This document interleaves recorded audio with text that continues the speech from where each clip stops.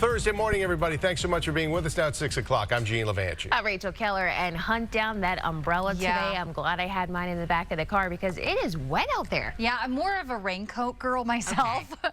Hood on the raincoat? Oh, absolutely. Yeah, okay. Always. Oh, it helps just protect the hair, Well, you know? Are you kidding me?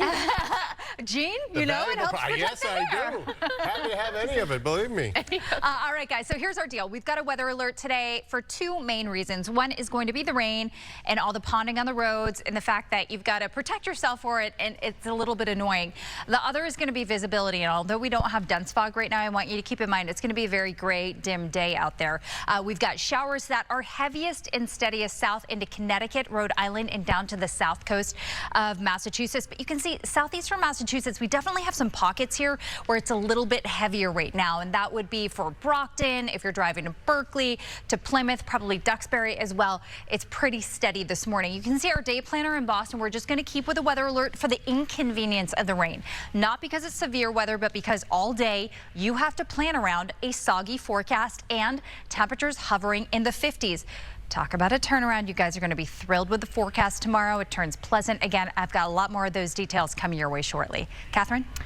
All right, 6:01, taking you out to a murky-looking pike. So this is the westbound side over here. Eastbound side, we're doing okay. Make sure you get those headlights turned on a day like today. Now, the reason why I want to show you that shot is that I have this crash coming in. It's Pike westbound, and it's much further west than what we could see there. It's over by 128. Not seeing any westbound delays. I am seeing an uptick going eastbound as we're approaching the site of that crash. So I'm a little suspicious about that, but I want to alert you to those delays in Weston. 128 northbound, we have a crash at Trapello Road in Waltham. 128 southbound, a crash by Highland Ave. And I've got a crash on 290 eastbound by Route 70. No delays with that. It's a busy day. We've got crashes up north. We'll take a look at those in 10.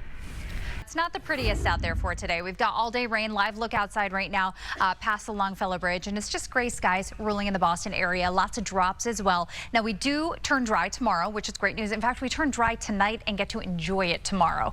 And then it's going to be cooler at the coastline all the way through the weekend. Eventually, we all get a delicious little warm up next week. But right now, Boston is sitting at 55 degrees with visibility at about 3 miles, and Worcester visibility is down to half a mile measured at the airport there, which is at 1,000 feet. Oftentimes we can see the airport reporting some thicker visibility than other parts of town. Puller Park live look outside, same gray skies.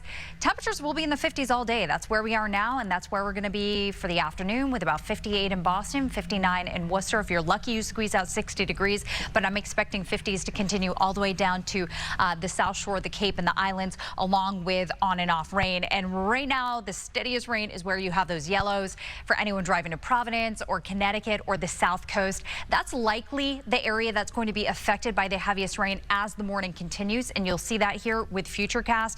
I've got some steady rain all the way through the morning commute. It is heaviest, south of the Mass Pike, and then as we move into the afternoon, we start to see some improvements. I want you to still be ready for ongoing showers, but it's going to turn a little more scattered up across the Mass-New Hampshire border. Don't be surprised if there's still a couple drops falling at 5 p.m. But Chief Meteorologist Kevin Lemanowitz will likely have that steadiest stuff across eastern and southern parts of New England. So we've got showers that then taper off as we head into the evening hours. Not in time for the evening commute, but I bet you by midnight or 1 o'clock in the morning, rain is out and dry weather will settle in for the day tomorrow. And tomorrow is a huge improvement. I mean, these are a look at your highs tomorrow. We've got some 70s inland in Nashua and Leominster, close to it in Stowe and Mendon as well.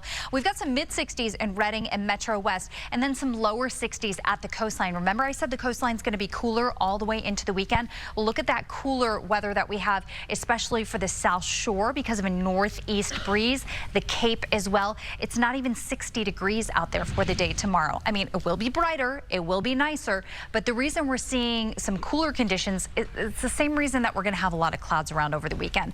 This northeast wind coming in off the water, it tends to bring in the cooler air, and sometimes it can really lock in the clouds. So Saturday's forecast, although it's dry at Saturday afternoon, it is looking a little bit dim out there. Now, weekend improvements. Remember earlier this week we had some chances for rain on Sunday and Monday. It's because it looked like this storm system was going to track much closer to us. Now it looks like it's staying safely well to the south, and we've got dry air that punches in Sunday and Monday for some improvements out there. So I'd say Sunday is actually the better looking day and probably better feeling day of the weekend as well, with temperatures going a little higher.